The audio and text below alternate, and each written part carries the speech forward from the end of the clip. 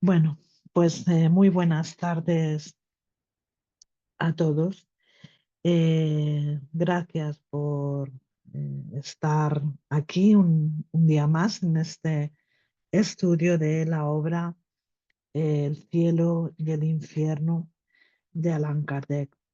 Vamos hoy a iniciar un nuevo capítulo dentro de esta obra tan magnífica, eh, hablando del suicidio, de los suicidas, ¿no?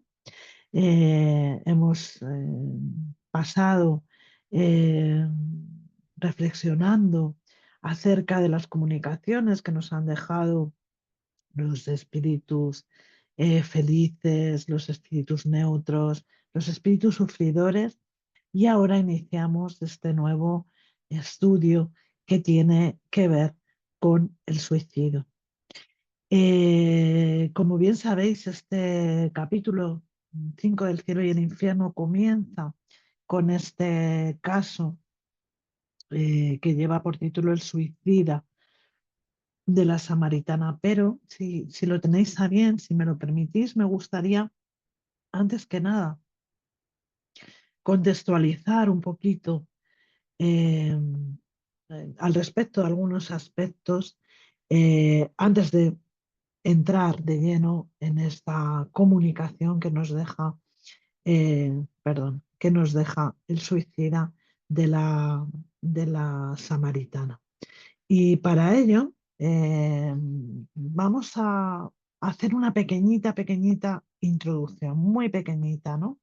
Sobre los orígenes del suicidio y cómo el suicidio se ha venido tratando, se ha venido viendo muy por encima, porque no tendríamos tiempo, ¿no? para desarrollarlo a lo largo de la historia.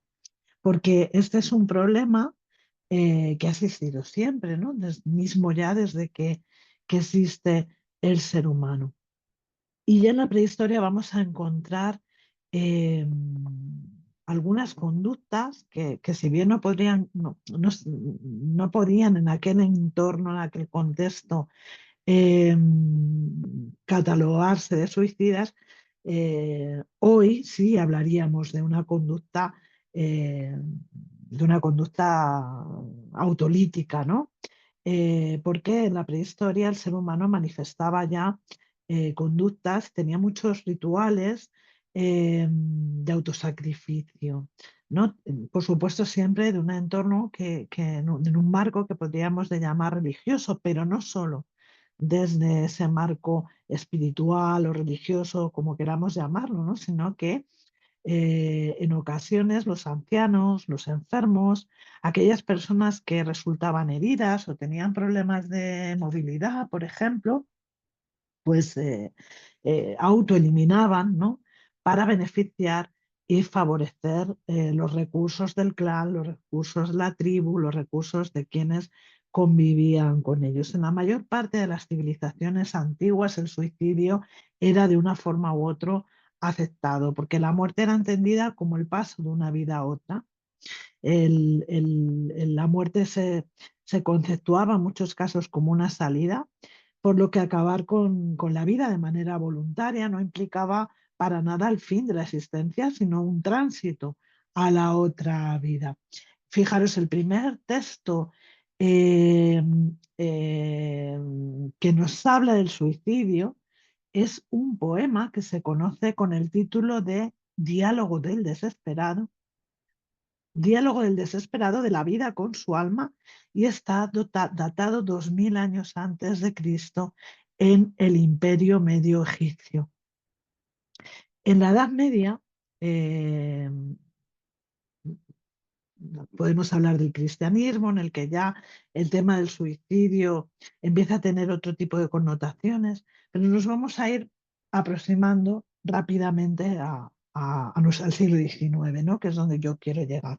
En la Edad Media, por ejemplo, eh, porque bueno, Roma llega a legislar, por ejemplo, las leyes romanas llegan a legislar esta cuestión del suicidio, pero después, en la Edad Media, ya no son solo las leyes civiles eh, y eclesiásticas, ¿no? Las que van a marcar con extrema violencia el destino de los suicidas. Hay todo un rechazo social, un rechazo cultural a todo lo que tenga que ver con el suicida, con el suicidio, ¿no? Si hubo un momento en la historia donde más crudeza y rechazo sufrió el suicida, fue desde luego en la Edad Media. A la suma de la condena de la propia Iglesia, que condenaba brutalmente el suicidio, se va a unir, se va a añadir el rechazo que el suicida, que su familia va a sufrir por parte del Estado, porque el suicida ya no va a ser solo un pecador, sino que además va a ser un criminal.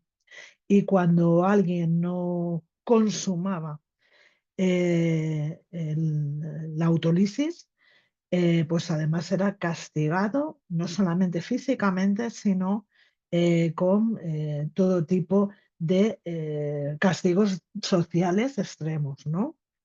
Se le negaba la sepultura, en fin, servían de ejemplo, se les castigaba para que sirvieran de ejemplo al pueblo, etcétera, etcétera, ¿no? Tal es así que Santo Tomás, por ejemplo, va a publicar en su obra Suma Teológica, que data de 1272, que suicidarse era el peor de los pecados porque no admite ningún tipo de penitencia y acabar con la vida de forma voluntaria va a atentar, decía él, contra la propia naturaleza humana, contra la comunidad, injuriando a la comunidad y, por supuesto, a Dios. Bueno, en la Edad Moderna, ya en el Renacimiento, en el siglo XV, en los siglos XV y XVI, va a haber un cambio en la mentalidad secular, ¿no? No obstante, la Iglesia va a persistir en esta condena durísima, una condena moral del suicida, pero van a aparecer un grupo de humanistas, un grupo de filósofos que van a comenzar a cuestionar abiertamente esas posiciones teológicas sobre el suicidio, ¿no? Por ejemplo, Michel de Montaigne, ¿no? Que fue pionero en considerar que el suicidio no podía evaluarse moralmente a partir de estos dictados divinos, sino que debía ser o podía ser resultante de una elección personal. Bueno, así los postulados religiosos van siendo desplazados por razones seculares y va a tomar cuenta en el área de la filosofía, o en el ámbito de la filosofía, mejor dicho, el relevo del debate moral acerca de la legitimidad o no del suicidio. Aparece la anatomía de la melancolía en 1621, en la que Robert Barton es el primer autor en proponer el suicidio como resultado de una alteración.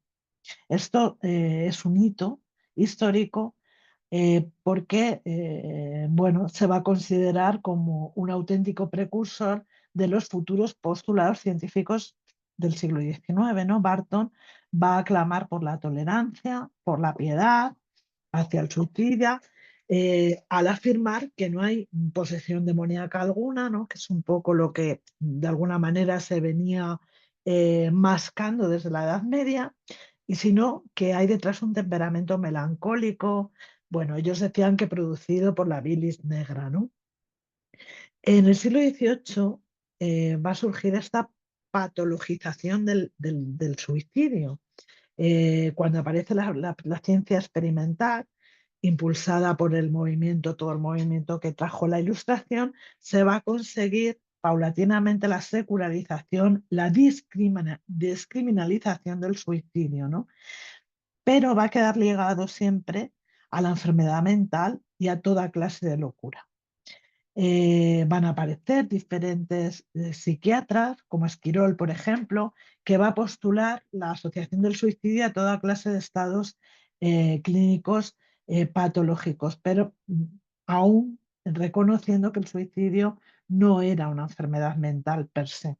No siempre aquel que se suicida es un enfermo mental, tal y como nosotros entendemos enfermo mental, esquizofrénico, psicopático, etcétera, etcétera, ¿no? En el siglo XIX, con la llegada de este movimiento que es el romanticismo, el suicidio va a perder ese carácter peyorativo que tenía, ¿no?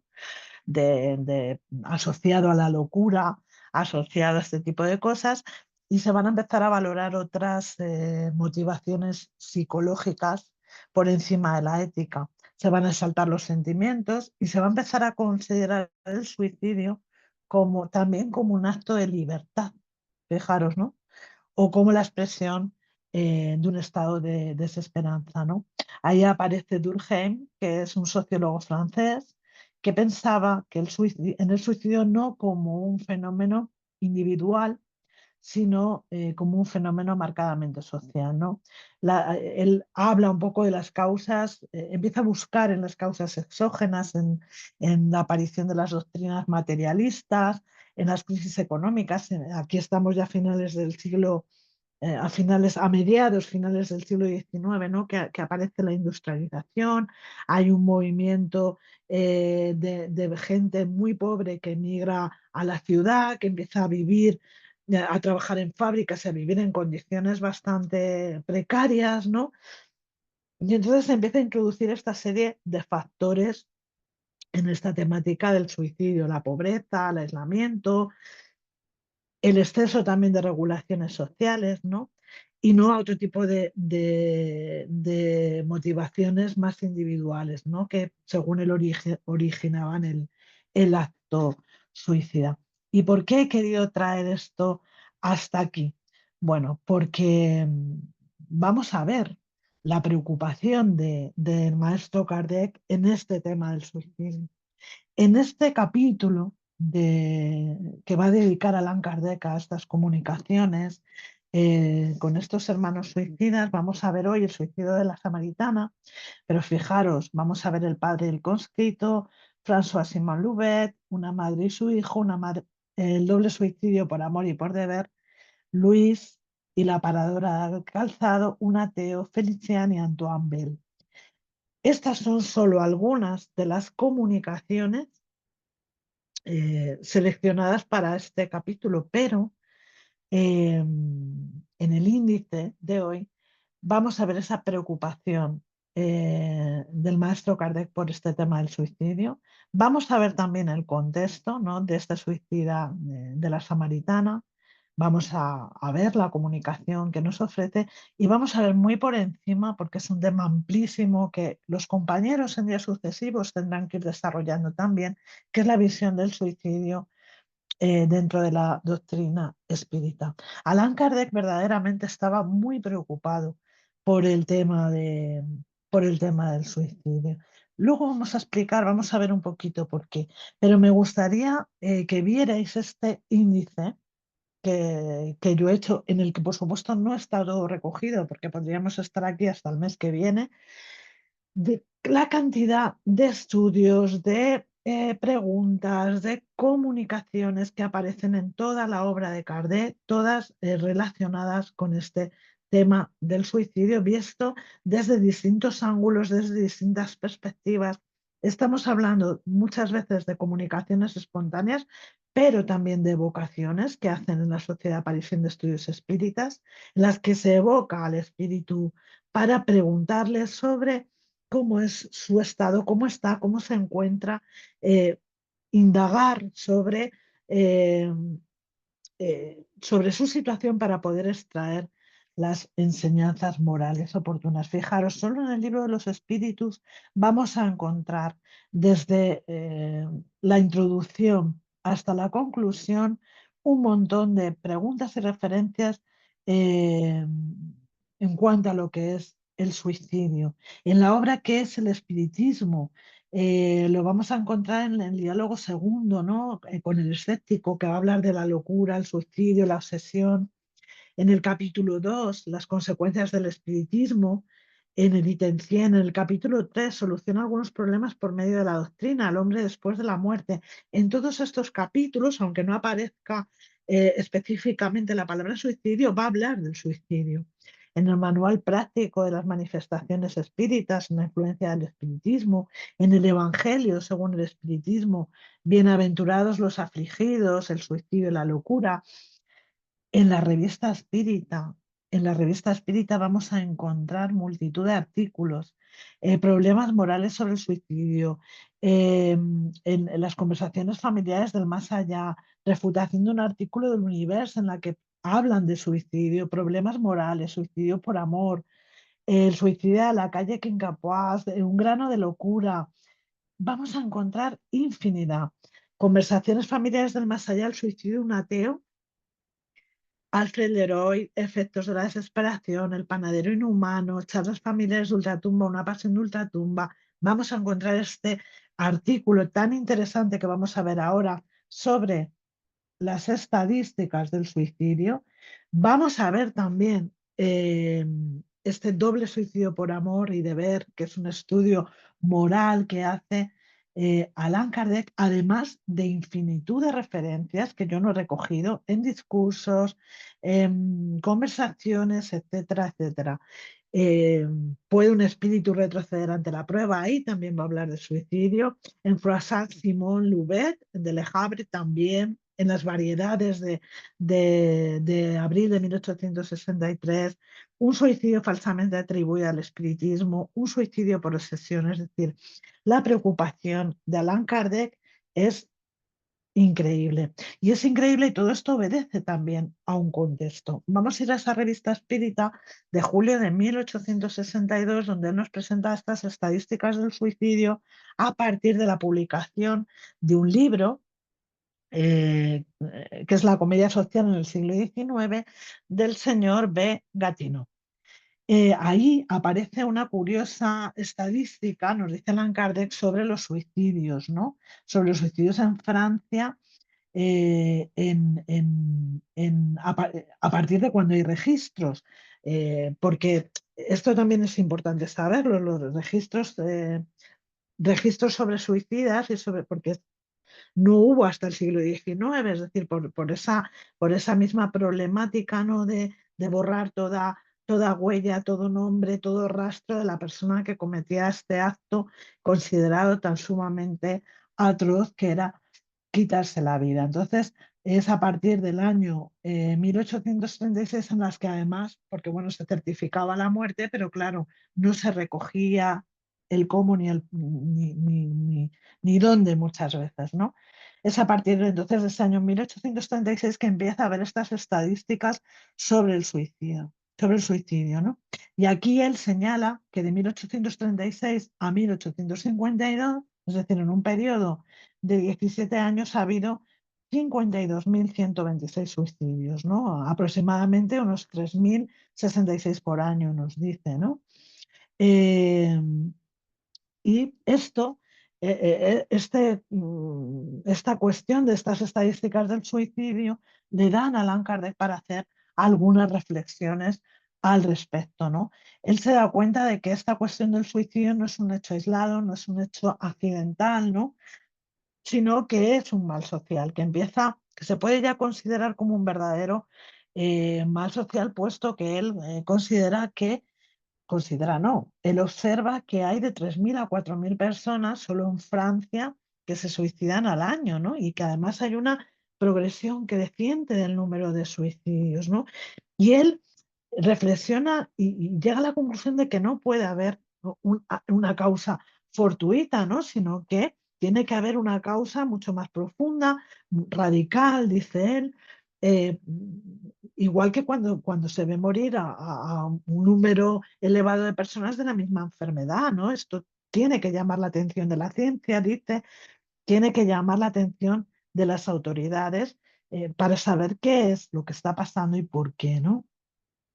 Dice Allan Kardec, generalmente nos limitamos a notar el tipo de muerte y el modo empleado para dársela, mientras que estamos descuidando eh, el elemento más importante, el elemento más esencial, ¿no? El único que puede mostrarnos un camino, ¿no? Que es el motivo determinante de cada suicidio. ¿Qué lleva a una persona a querer a quitarse la vida en este caso, ¿no?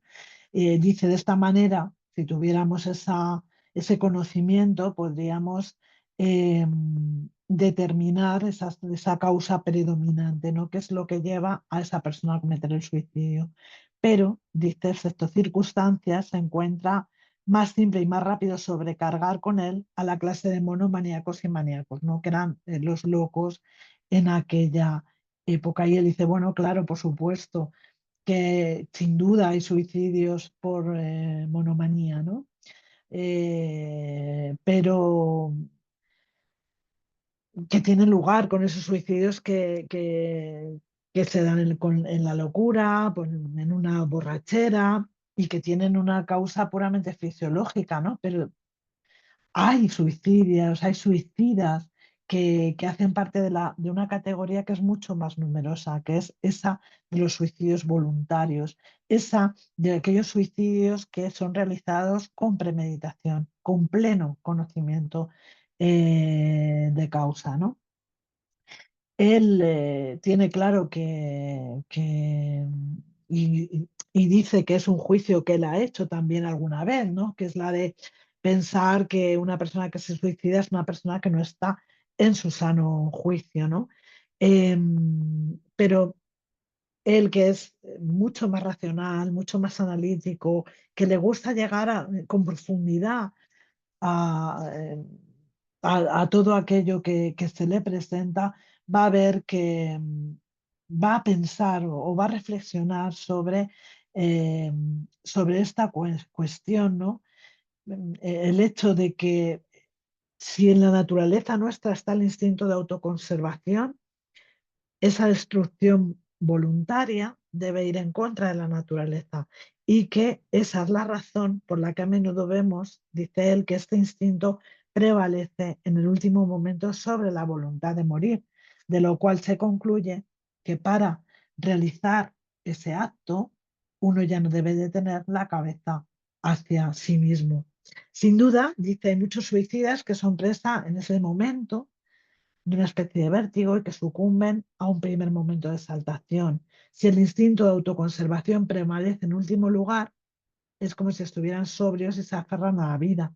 Pero también es muy evidente que muchos se matan a sangre fría y la prueba de ello está en las calculadas precauciones que toman, ¿no? Como vamos a ver hoy en el caso del suicida de la samaritana. Él sigue hablando en este artículo y nos dice que cualquiera que sean los motivos particulares, siempre hay una causa que es el descontento. Ahora, dice Kardec, el que está seguro de ser infeliz solo un día y de estar mejor los días siguientes, fácilmente, fácilmente se carga de paciencia, se llena de paciencia y solamente se desespera aquel que no ve fin a su sufrimiento, que es la vida humana comparada con la eternidad, ¿no? Sino menos que un día.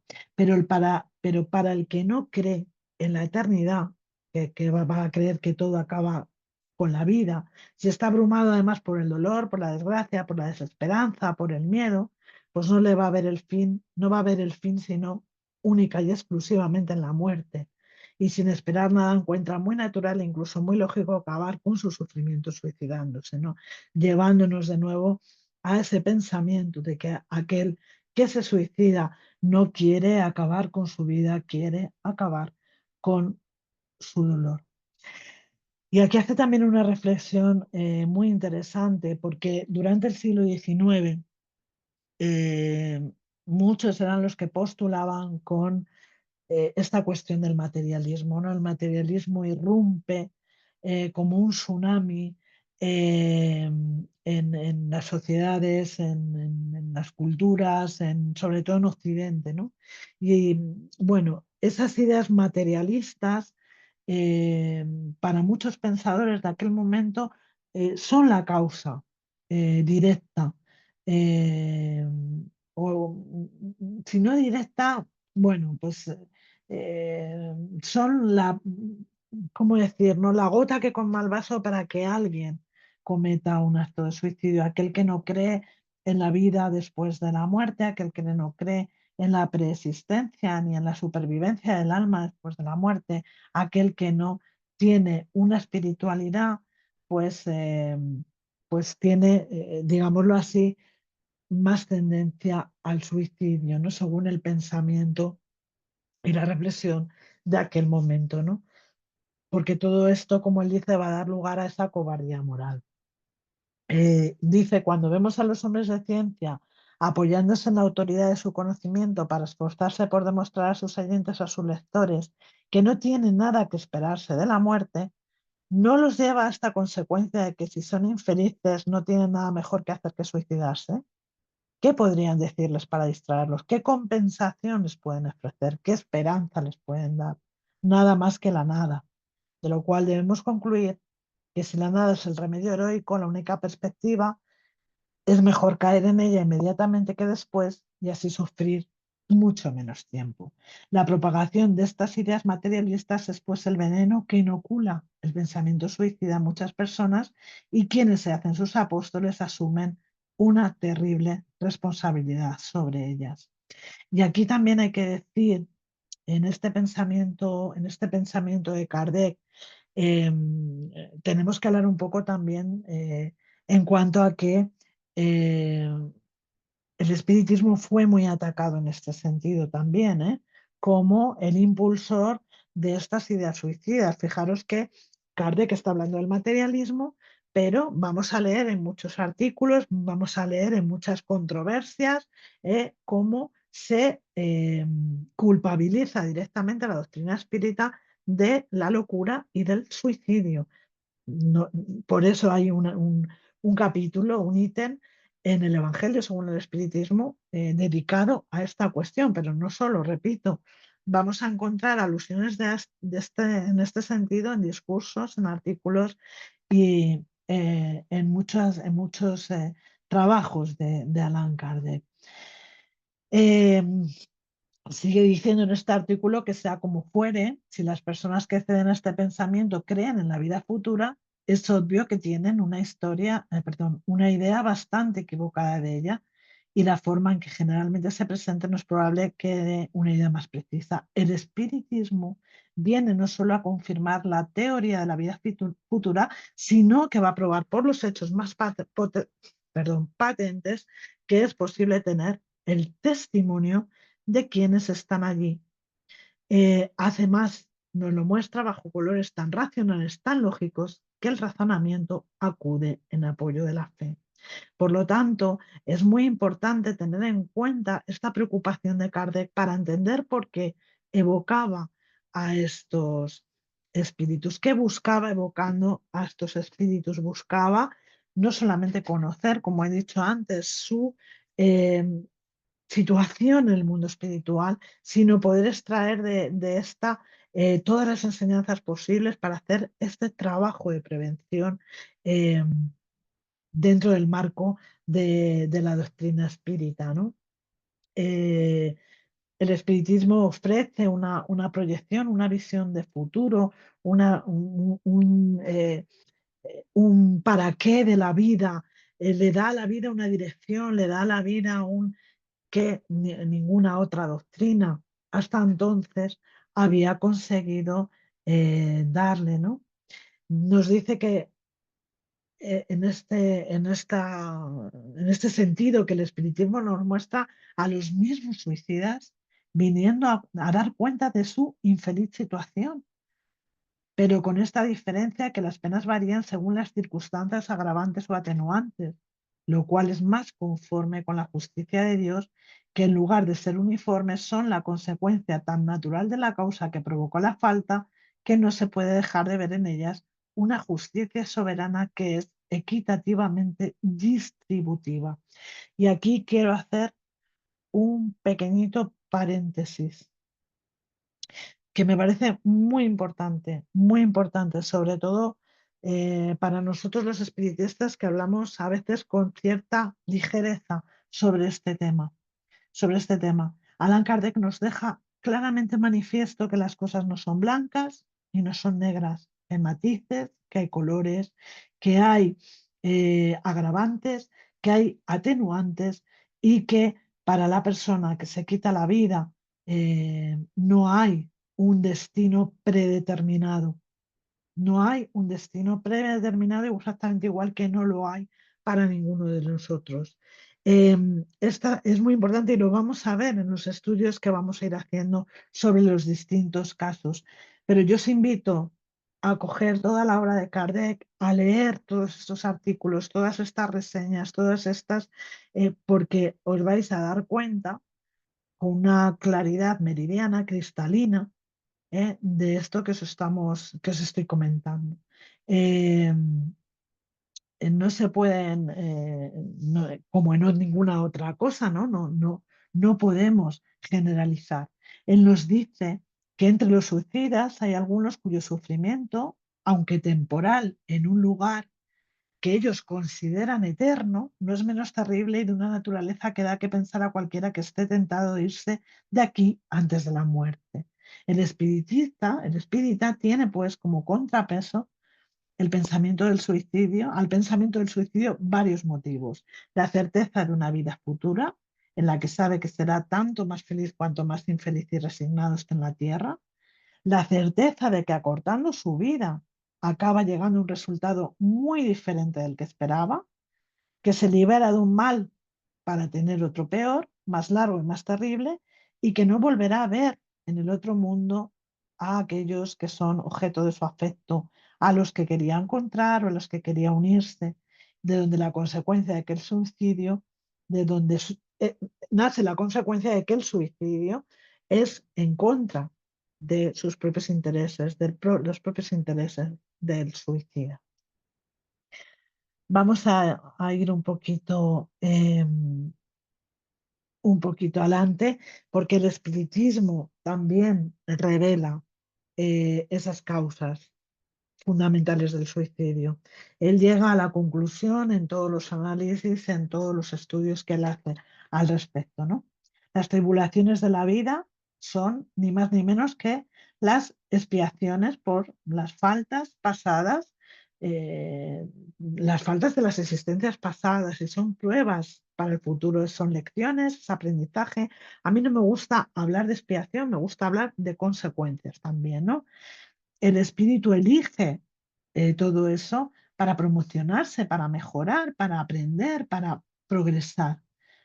Puede ocurrir, y de hecho nos ocurre a todos, ¿no? Que una vez estamos delante de la prueba, delante bueno, de afrontar esas consecuencias que hemos generado antes, pues esta tarea se nos salga pesada, etcétera, etcétera, ¿no? Y a veces se hace tan pesada, tan terrible, tan angustiante, tan densa que podemos recurrir al suicidio, recurrimos al suicidio, se recurre al suicidio, ¿no? Lo que ocurre es que estamos retrasando en vez de adelantando.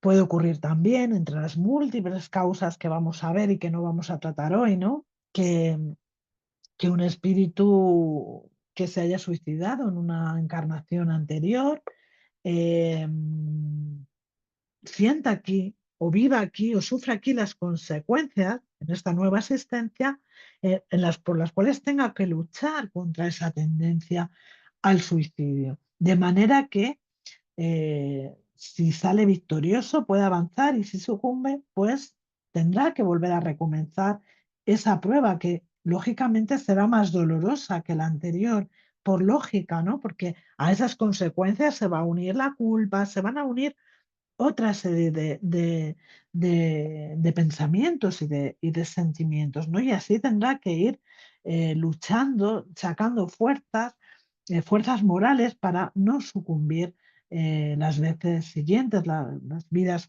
posteriores, ¿no? Mm, Este es un poco el panorama eh, que nos ofrece todo el estudio que Allan Kardec hace sobre el suicidio y sus consecuencias. Aquí hay solo una parte muy pequeñita de todo lo que hay que yo de verdad os invito a estudiar. Vamos a ir ahora al caso en cuestión, porque si no, no nos va a dar tiempo, es tardísimo. El contexto, el suicidio de la samaritana. Nos vamos al siglo XIX. Era muy habitual en París estos baños flotantes, unas zonas a las orillas del Sena, que contaban con piscinas y con áreas de baño diferentes, por supuesto, para hombres y para mujeres. Hasta el año 1923 que esto se prohíbe, precisamente por las condiciones insalubres del río, ¿no? Aquí vemos diferentes imágenes de la samaritana, ¿no? Esta barcaza en la que se encuentran esos baños. eh, Vemos el reloj que marca las 7 menos 20 y, bueno, la cúpula del Instituto de Francia que se ve aquí al fondo, etcétera, etcétera, ¿no? Bueno, esto, como digo, era algo muy común en aquel tiempo y bueno, hay descripciones, si las queréis buscar, de estos baños de la Samaritana, pero vamos avanzando porque todavía queda un poquito. La comunicación que recoge Allan Kardec en El cielo y el infierno, que está recogida también en la revista Espírita, ¿no?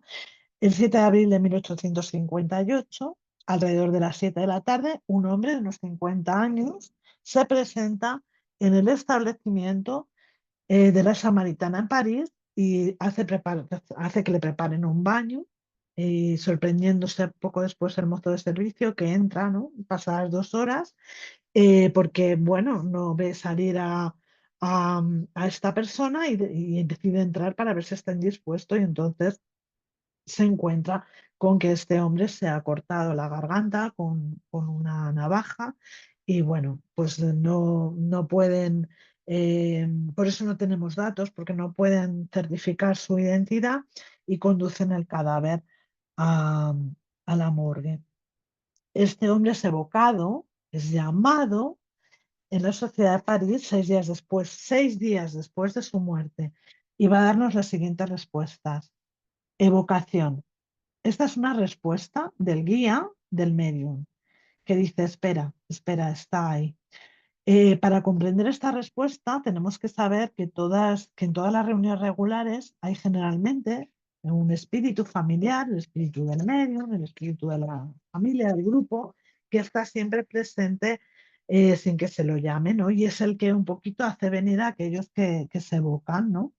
A veces él mismo sirve de mensajero de estos espíritus y bueno, en las reuniones de la Sociedad Parisina de Estudios Espíritas, que es donde estamos ahora mismo, cuando esas comunicaciones vienen por medio de la señorita Armanzufo, es siempre el espíritu de San Luis quien la asiste. Bueno, pues le siguen preguntando, ¿dónde estáis ahora? Y él dice, no lo sé, decidme dónde estoy. Estáis en una reunión de personas que se ocupan de estudios espiritistas y que os son benévolas. Esta es la respuesta que vamos a encontrar en El cielo y el infierno. Si nos vamos a la revista espírita, eh, la respuesta es: estáis en la Rue de Valois, Palais Royal, número 35, en una reunión de personas que se ocupan de estudios espíritas y que os son benévolas. Decidme si vivo, me ahogo en el ataúd, ¿no? Su alma, aunque separada del cuerpo, se encuentra todavía sumergida completamente en esto que podría llamarse torbellino de la materia corporal. Nos dicen en esta nota que aparece en la revista Espírita, aparece en la pregunta número 5 que vamos a ver después, ¿no? Existen aún en él ideas terrestres, no se cree muerto, no se ve muerto. ¿Quién os ha incitado a venir a nosotros? Y él dice, me he sentido aliviado. ¿Qué motivo os ha conducido a suicidaros? ¿Estoy muerto? No. Habito mi cuerpo. No sabéis cuánto sufro, me ahogo. Haced que una mano compasiva, ponga término a mi existencia. ¿Por qué no habéis dejado ninguna señal que pudiese haceros reconocer? Estoy abandonado, he huido del sufrimiento para encontrar el tormento. ¿Tenéis ahora los mismos motivos para permanecer desconocido? Sí, no pongáis un hierro ardiente en la herida que echa sangre.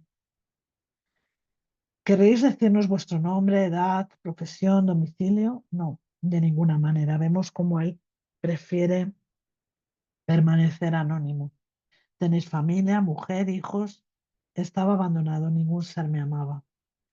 ¿Qué habéis hecho para no ser amado de nadie? ¿Cuántos lo son como yo? Un hombre puede estar abandonado en medio de su familia cuando ningún corazón le ama. Fijaros el sentimiento de soledad, de sufrimiento, de aislamiento, ¿no? Que asiste a este espíritu. En el momento de ejecutar vuestro suicidio no habéis vacilado.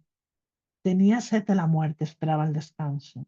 Se ha visto en ese momento, como nos decía Kardec anteriormente, en una espiral que le ha llevado a ese suicidio. Necesitaba descansar de sus tribulaciones, de sus sufrimientos, de sus dolores, y es lo que él busca, ¿no? ¿Cómo es que el pensamiento del porvenir nos ha hecho renunciar en vuestro proyecto? No creía en él, estaba sin esperanza. El porvenir es la esperanza. ¿Qué reflexiones habéis hecho en el momento en el que habéis sentido que la vida se os extinguía? No he reflexionado, he sentido, pero mi vida no se ha extinguido. Mi alma está ligada a mi cuerpo, siento los gusanos que me roen. ¿Qué sensación habéis tenido en el momento en que la muerte se ha consumado? ¿Se ha consumado efectivamente? Aquí nos da pista de cómo él sigue todavía en ese estado en el que puede sentir el dolor que está causado a sí mismo, porque permanece ligado a la materia. Habrá tiempo para estas descripciones, para estas explicaciones, ¿no? Pero cuando interrumpimos la vida bruscamente, eh, nuestro cuerpo periespiritual queda impregnado de ese fluido vital, haciendo que las sensaciones materiales permanezcan durante un tiempo. Recordemos que han pasado 6 días desde que se ha encontrado su cuerpo hasta que le han evocado en la Sociedad Parisina de Estudios Espíritas. Y esa tiene todavía esa sensación. Él sabe que se ha matado, pero no siente estar muerto, sigue sintiéndose vivo y sigue sintiendo todo ese dolor y todo ese sufrimiento. El momento en que la vida se extingue ha sido doloroso, dice menos doloroso que después, solo el cuerpo ha sufrido. El dolor que él tiene es un dolor ya moral. Entonces preguntan a San Luis, ¿no? Aprovechando que está ahí el guía del medio, preguntan a San Luis. ¿Qué entiende el espíritu diciendo que en el momento de la muerte ha sido menos doloroso que después? El espíritu se descargaba de un peso que le abrumaba, sentía la voluptuosidad de ese dolor. ¿Este estado es siempre la consecuencia del suicidio? Sí. Sí, el espíritu del suicida está ligado a su cuerpo hasta el término de su vida. La muerte natural es la emancipación de la vida, en tanto que, como yo he explicado en el suicidio, se va a romper por completo, hay una ruptura total y ese cuerpo espiritual sigue sintiendo, sigue impregnado de fluido, de ese fluido vital que alimenta sus órganos. Por lo tanto, persiste, sigue sintiendo la influencia de la materia. Este estado es el mismo en cualquier muerte accidental, independiente de la voluntad y que abrevia la duración natural de la vida. No, no, fijaros, hace esta distinción con la muerte accidental. Muy interesante. ¿Qué entendéis por suicidio? El espíritu no es culpable, sino por sus obras. Es decir, ese sufrimiento moral, porque ya es un sufrimiento moral, no tiene parangón entre el suicida y aquel que fallece en una muerte accidental. Nos dice Allan Kardec que habían preparado una serie de preguntas que querían dirigir a esta persona, a este hombre, pero que cuando se dieron cuenta del estado en el que se encontraba, pues no las llegaron ni siquiera a realizar, ¿no? Porque él solamente podía hablar de su sufrimiento. Eh, Nos habla Allan Kardec en estos comentarios eh, sobre esta duda de la muerte en estas personas que llevan fallecidas poco tiempo, ¿no? Y sobre todo en aquellos que durante su vida no han elevado su alma sobre la materia. Nos dice que es un fenómeno raro, desde luego, pero que tiene una explicación muy natural y pone este ejemplo del sonambulismo, ¿no? Si a un individuo sonámbulo se le pregunta si duerme, va a responder que no, y su respuesta es lógica. Es el interrogador el que hace mal la pregunta, sirviéndose de un término impropio. La idea del sueño en nuestro lenguaje usual está ligada a la suspensión de todas nuestras facultades sensitivas, pero el sonámbulo piensa, ve, oye y tiene conciencia de su libertad moral. No cree dormir y, desde luego, no duerme en la acepción vulgar. Por eso responde que no. Lo mismo sucede con el hombre que acaba de morir, nos dice Kardec, porque para él la muerte es el aniquilamiento del ser, ¿no? Sobre todo en este caso de personas que no tienen esa fe en el porvenir, que son materialistas. Pero como el sonámbulo ve, siente y habla, luego para él no está muerto y lo afirma hasta que adquiera conciencia de ese nuevo estado. Esta ilusión es siempre más o menos penosa porque nunca es completa y deja al espíritu cierta ansiedad, ¿no? En este ejemplo es un verdadero suplicio por la sensación, por ejemplo, ¿no? De ver su cuerpo descomponiéndose por su dilación, que debe ser la que habría tenido la vida de ese hombre si no lo hubiera vibrado, es decir, hasta que ese fluido vital no se gasta. Este estado es frecuente en los suicidas, pero cuidado, cuidado con esta advertencia. No se presenta siempre en condiciones idénticas. No se presenta siempre. Volvemos otra vez a la cuestión de las generalizaciones. Varía de duración, en intensidad, hay agravantes, hay atenuantes. La sensación de los gusanos y de la descomposición del cuerpo no es tampoco especial de los suicidas. Sí es frecuente en aquellos que han vivido más la vida material que la vida espiritual, es decir, aquellos que están más apegados, tanto material como moralmente, al cuerpo físico, a la materia, a la vida física, ¿no? En principio, nos dice Allan Kardec, no hay falta impune, pero no hay regla uniforme y absoluto en el modo y en la forma de castigo.